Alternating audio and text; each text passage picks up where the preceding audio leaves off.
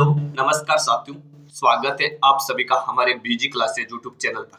तो साथियों, आज पढ़ने वाले अपन राजस्थान जी के बीएसटीसी परीक्षा से संबंधित जो इम्पोर्टेंट जीके में आपके सामने लेकर आए हो साथियों। ये वही क्वेश्चन मैं आपके सामने लेकर आया हूँ जो प्रतियोगी परीक्षाओं में पूछे गए साथियों, और लगभग 50% क्वेश्चन ये इसी से पूछे जाते हैं राजस्थान जीके में साथियों, जो प्रतियोगी परीक्षाओं में पूछे गए हैं साथियों। तो चलते साथियों, चलने से पहले जो भी नए सदस्य चैनल से जुड़े हुए हैं वो चैनल को सब्सक्राइब कीजिएगा और वीडियो को लाइक और शेयर करना ना भूलेगा साथियों। तो आज का पहला क्वेश्चन आता है साथियों हमारा कि राजस्थान में जामर कोटरा क्षेत्र निम्नलिखित में से किस खनिज से संबंधित है साथियों।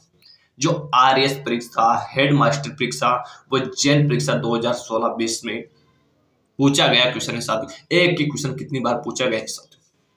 तो इसका राइट आंसर बताइएगा कि राजस्थान में जामर कोटरा क्षेत्र निम्नलिखित में से किस खनिज से संबंधित है। सीसा जस्ता, मैग्नीज, रॉक फास्फेट या फिर चांदी। सीसा जस्ता, मैग्नीज, रॉक फास्फेट या फिर चांदी। इसका राइट आंसर क्या हो जाएगा? Rock phosphate. जामर कोटरा क्षेत्र राजस्थान का किससे संबंधित है? रॉक फास्फेट से संबंधित है, यानी कि ऑप्शन नंबर सी इसका राइट आंसर हो जाएगा। ठीक है, चलते हैं नेक्स्ट क्वेश्चन को। नेक्स्ट क्वेश्चन आता है हमारा कि बनास संस्कृति निम्न में से किस स्थल से संबंधित है। जैन परीक्षा 2020 में पूछा गया है। बैराट, कालीबंगा, गणेश्वर या फिर आहड़। बनास संस्कृति निम्न में से किस स्थल से संबंधित है? इसका राइट आंसर क्या होगा? ऑप्शन नंबर डी इसका राइट आंसर हो जाएगा, यानी कि बनास संस्कृति किस सभ्यता से संबंधित है? आहड़ सभ्यता से संबंधित है साथियों। ठीक है, चलते नेक्स्ट क्वेश्चन की ओर। नेक्स्ट क्वेश्चन आता है हमारा कि जेल प्रहरी भर्ती परीक्षा 2018 में पूछा गया क्वेश्चन है कि मत्तिरे की राड किस वर्ष की घटना है साथियों। मत्तिरे की राड ये क्या हुआ था? ये युद्ध हुआ था साथियों। ये किस वर्ष की घटना है? 1644, 1654, 1656 या फिर 1544। तो इसका राइट आंसर क्या होगा? ऑप्शन नंबर ए हो जाएगा, यानी कि 1644 को मत्तिरे की राड का युद्ध हुआ था। ठीक है, चलते नेक्स्ट क्वेश्चन को। नेक्स्ट क्वेश्चन आता है हमारा कि 1857 की क्रांति के समय मेजर स्कॉटिशहुड और कर्नल न्यू बारी की हत्या किस छावनी में की गई थी साथियों? नीमच, ब्यावर, नसीराबाद या फिर खेरवाड़ा। इसका राइट आंसर क्या होगा? ऑप्शन नंबर सी हो जाएगा, यानी कि नसीराबाद। और नसीराबाद पहली सैनिक छावनी है जहां पर 1857 की क्रांति की शुरुआत हुई थी। कहां पे? नसीराबाद सैनिक छावनी में। ठीक है, चलते नेक्स्ट क्वेश्चन को। राजस्थान की बात करें कि राजस्थान में उस समय कितनी सैनिक छावनियां थी, तो 6 सैनिक छावनियां थी साथियों। कहां पे? राजस्थान में कितनी सैनिक छावनियां थी? 6 सैनिक छावनियां थी। ठीक है, चलते नेक्स्ट क्वेश्चन को। नेक्स्ट क्वेश्चन आता है हमारा कि मेरा संग्रहालय कहां पर स्थित है साथियों। मेरा संग्रहालय कहां पर स्थित है? जेल प्रहरी परीक्षा 2018 में पूछा गया क्वेश्चन है साथियों। उदयपुर में, मेड़ता में, अजमेर में या फिर चित्तौड़गढ़ में। मेरा संग्रहालय कहां पे स्थित है? इसका राइट आंसर क्या होगा? ऑप्शन नंबर ए हो जाएगा, यानी कि उदयपुर में मेरा संग्रहालय स्थित है। ठीक है, तो इसका right answer option number A हो जाएगा साथियों। चलते हैं नेक्स्ट क्वेश्चन की ओर। नेक्स्ट क्वेश्चन आता है साथियों कि नागभट्ट प्रथम किस राजवंश से संबंधित है साथियों? जो सेकंड ग्रेड परीक्षा 2011 में पूछा गया क्वेश्चन है साथियों। परमार, चौहान, गुर्जर प्रतिहार और चालुक्य। साथ के साथ आप भी आंसर देते जाइएगा साथियों, और लास्ट में यह भी बताइएगा कि आपके कितने क्वेश्चन राइट हुए इसमें, क्योंकि अब आपका बीएसटीसी का जो एग्जाम है वो ज्यादा दूर नहीं है साथियों, क्योंकि अब 1 जून बहुत नजदीक आ चुके। तो अब जितना हो सके जिस चैनल में जितनी भी क्लास है उन सभी क्लासों को देखने की कोशिश कीजिएगा साथियों, क्योंकि आपका इन क्लासों के बाद एक भी क्वेश्चन नहीं जाने वाला है साथियों। तो जितनी भी क्लासें हैं चैनल पर उन सभी को देख लीजिएगा साथियों। ठीक है, और चैनल को सब्सक्राइब कीजिएगा ताकि आगे जो भी वीडियो लेकर आऊंगा उसको आपको नोटिफिकेशन मिल सकेगा साथियों। तो इसका राइट आंसर क्या होगा कि नागभट्ट प्रथम किस राजवंश से संबंधित है? तो इसका राइट आंसर हो जाएगा साथियों गुर्जर प्रतिहार, ऑप्शन नंबर सी। यानी कि नागभट्ट प्रथम किस राजवंश से संबंधित था? गुर्जर प्रतिहार, जिन्होंने जालौर को अपनी पहली राजधानी बनाया था साथियों। जालौर को पहली राजधानी किसने बनाया था? नागभट्ट प्रथम ने बनाया था। ठीक है, चलते नेक्स्ट क्वेश्चन को। नेक्स्ट क्वेश्चन आता है हमारा कि राजस्थान के कौन से जिले में जनसंख्या का सबसे कम घनत्व पाया जाता है? बीकानेर, जोधपुर, बाड़मेर या फिर जैसलमेर। राजस्थान के कौन से जिले में जनसंख्या का सबसे कम घनत्व पाया जाता है? इसका राइट आंसर क्या होगा? ऑप्शन नंबर डी हो जाएगा, यानी कि जैसलमेर, जहां पर जनसंख्या का सबसे कम घनत्व, एक तो सबसे कम घनत्व पाया जाता है, क्या पाया जाता है? सबसे कम घनत्व कहाँ पे पाया जाता है? जैसलमेर में। और सबसे कम जनसंख्या भी कहाँ पे पाई जाती है? जैसलमेर में पाई जाती है साथियों। ठीक है, सबसे कम घनत्व और सबसे कम जनसंख्या भी कहाँ पे पाई जाती है? जैसलमेर में पाई जाती है साथियों। जैसलमेर की बात करते हैं साथियों, जहां पर थार का रेगिस्तान है साथियों। क्या इस थार रेगिस्तान है? यहाँ पर राष्ट्रीय मरु उद्यान भी स्थित है साथियों। राष्ट्रीय मरु उद्यान भी स्थित है। यहाँ पर पीवड़ा सांप पाया जाता है साथियों, जो काटता नहीं है बल्कि सोते हुए व्यक्ति की सांस से सांस मिलाकर उस पर जार छोड़ता है और व्यक्ति की मृत्यु हो जाती है साथियों। पीवड़ा सांप पाए जाते हैं। कहाँ पे पाए जाते हैं? जैसलमेर में पाए जाते हैं। जैसलमेर की और बात करें तो यहाँ पर सेवन घास पाई जाती है साथियों, दामन घास पाई जाती है और करड़ घास पाई जाती है। कितनी बार एग्जाम में पूछा गया है कि सेवन क्या है, दामन क्या है, करड़ क्या है? तो ये जैसलमेर में पाई जाने वाली प्रमुख घासों के प्रकार है साथियों। ठीक है, जैसलमेर में स्वर्णगिरी दुर्ग बना हुआ है। कौन सा दुर्ग बना हुआ है? स्वर्णगिरी। जो पीले पत्थरों का शहर है वो किसे कहा जाता है? जैसलमेर को कहा जाता है। ठीक है, चलते हैं नेक्स्ट क्वेश्चन। नेक्स्ट क्वेश्चन आता है हमारा कि गुर्जर प्रतिहार शासक जिसने रतन अस्तिन का विरुद्ध धारण किया था। गुर्जर प्रतिहार शासक जिसने रतन अस्तिन का विरुद्ध धारण किया था, जो आरपीएससी फर्स्ट ग्रेड परीक्षा 2022 में पूछा गया। वत्सराज ने, नागभट्ट प्रथम ने, नागभट्ट द्वितीय ने या फिर मिहिर भोज ने। इसका राइट आंसर क्या हो जाएगा? ऑप्शन नंबर ए हो जाएगा, वत्सराज। ठीक है, ऑप्शन नंबर ए इसका करेक्ट आंसर हो जाएगा। चलते हैं नेक्स्ट क्वेश्चन को। नेक्स्ट क्वेश्चन आता है हमारा कि बीकानेर प्रजामंडल की स्थापना कब हुई थी? जेल प्रहरी परीक्षा में पूछा गया क्वेश्चन है।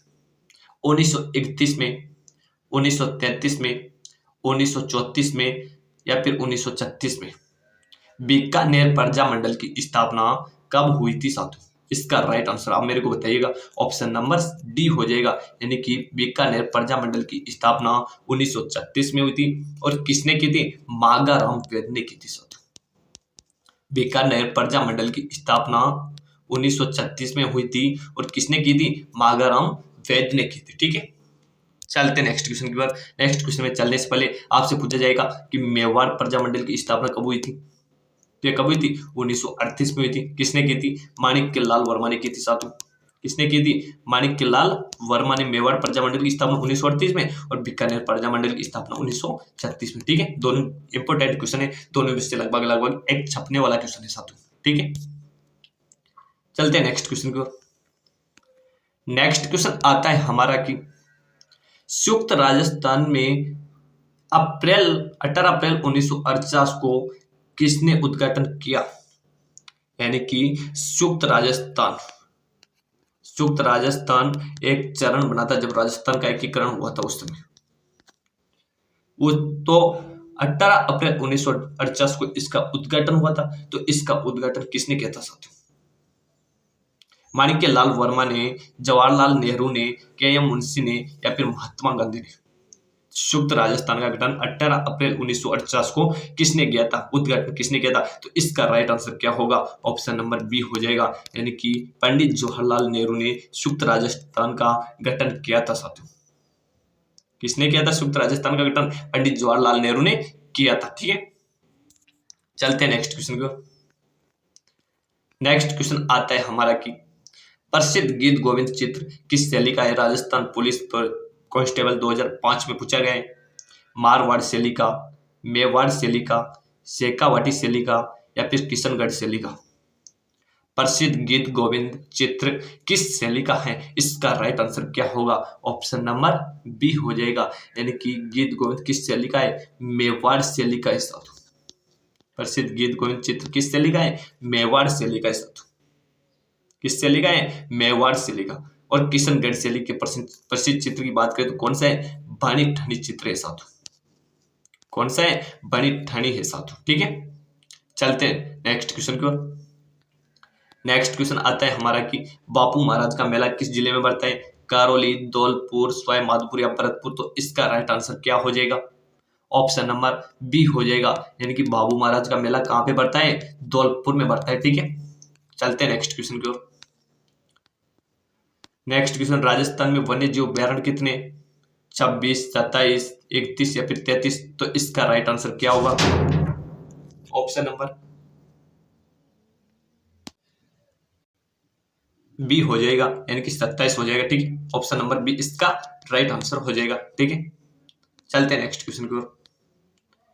नेक्स्ट क्वेश्चन आता है हमारा कि किशोर सागर झील या फिर तालाब कहां पे स्थित है साथियों?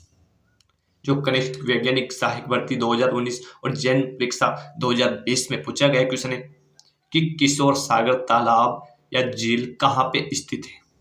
बूंदी, किशनगढ़, उदयपुर या फिर कोटा?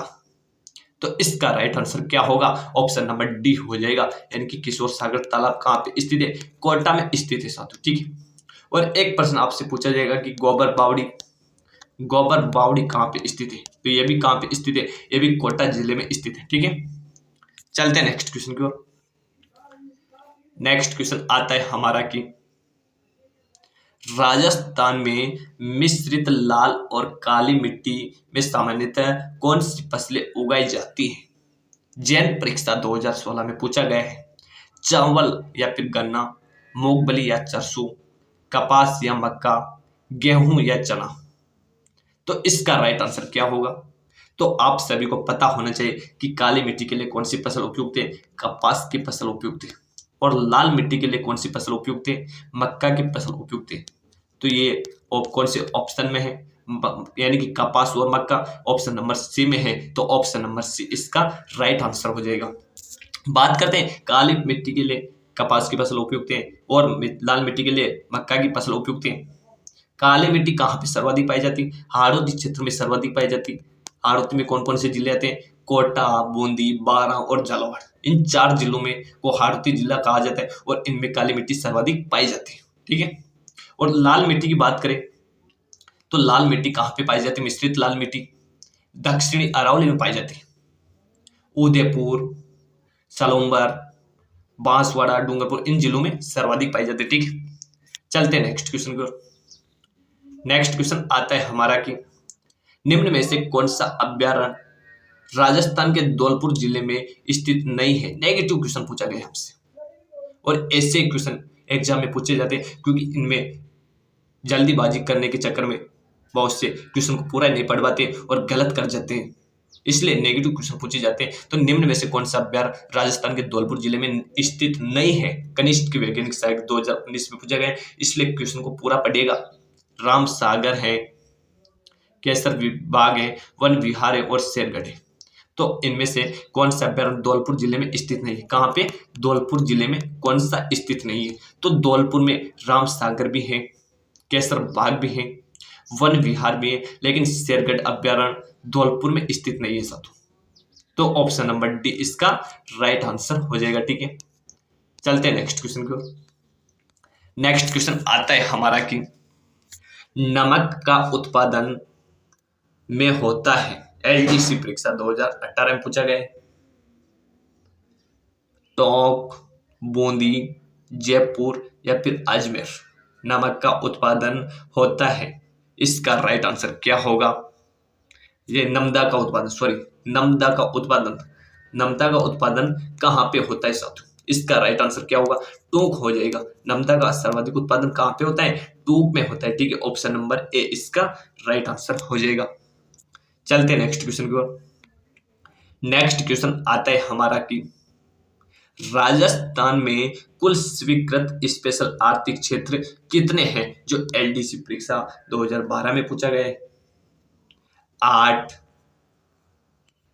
6, 7 या फिर 5? राजस्थान में कुल स्वीकृत स्पेशल आर्थिक क्षेत्र कितने? इसका राइट आंसर क्या होगा? ऑप्शन नंबर बी हो जाएगा, यानी कि 6 है साथियों। ठीक है, चलते नेक्स्ट क्वेश्चन की ओर। नेक्स्ट क्वेश्चन आता है हमारा कि राजस्थान में श्री राम फर्टिलाइजर्स एवं केमिकल्स उद्योग कहां पर स्थित है साथियों? राजस्थान में श्री राम फर्टिलाइजर्स एवं केमिकल्स उद्योग कहां पे स्थित है? जो एन परीक्षा 2018 में पूछा गया है। बूंदी में, भिवानी में, जयपुर में या फिर कोटा में? श्री राम फर्टिलाइजर एवं केमिकल उद्योग, तो इसका राइट आंसर क्या होगा? ऑप्शन नंबर डी हो जाएगा। कहां पे स्थित है? कोटा में स्थित है साथियों। ठीक है, चलते हैं नेक्स्ट क्वेश्चन की ओर। नेक्स्ट क्वेश्चन आता है हमारा कि राजस्थान उत्पादन में अपना एकाधिकार रखता है ओलेस्टोनाइट के उत्पादन में, अब्रक के उत्पादन में, मैग्नीज के उत्पादन में या फिर फेल्सपार के उत्पादन में? आपसे क्वेश्चन पूछा गया है कि राजस्थान किसके उत्पादन में अपना एकाधिकार रखता है? जैन परीक्षा 2016 में पूछा गया क्वेश्चन है और स्पेशल पेस्टिस के लिए भी इंपॉर्टेंट क्वेश्चन होने वाले साथियों, पूछा जा सकता है साथियों। तो इसका राइट आंसर क्या होगा? ऑप्शन नंबर ए हो जाएगा, यानी कि ओलेस्टोनाइट के उत्पादन में राजस्थान अपना एकाधिकार रखता है। ठीक है, ऑप्शन नंबर ए इसका राइट आंसर हो जाएगा। चलते हैं नेक्स्ट क्वेश्चन की ओर। नेक्स्ट क्वेश्चन आता है हमारा कि मुगल सम्राट शाहजहां के समय से ही प्रसिद्ध नाहर नृत्य की खेलने की परंपरा कहां पे प्रचलित है? पटवारी परीक्षा 2016 में पूछा गया था साथियों कि मुगल सम्राट शाहजहां के समय से, किसके समय से? शाहजहां के समय से ही प्रसिद्ध नाहर नृत्य की खेलने की परंपरा कहां पे प्रचलित है? चौमू में, किशनगढ़ में, चाकसू में या फिर मांडल में? तो इसका राइट आंसर क्या होगा? ऑप्शन नंबर डी हो जाएगा, यानी कि मांडल, जो कहां पे पड़ता है साथियों? भीलवाड़ा में पड़ता है साथियों। मांडल भीलवाड़ा में शाहजहां के समय से ही प्रसिद्ध नाहर नृत्य के खेलने की परंपरा रहती साथियों। किस नृत्य की? नाहर नृत्य की। इसे नाहर नृत्य क्यों कहा जाता है?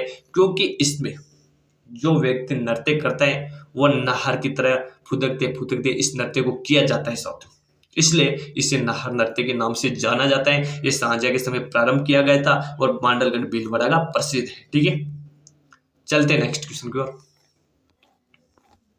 नेक्स्ट क्वेश्चन आता है हमारा कि जालिबाऊ बावड़ी और मामा देवकुंड निम्न में से किस दुर्ग में स्थित है?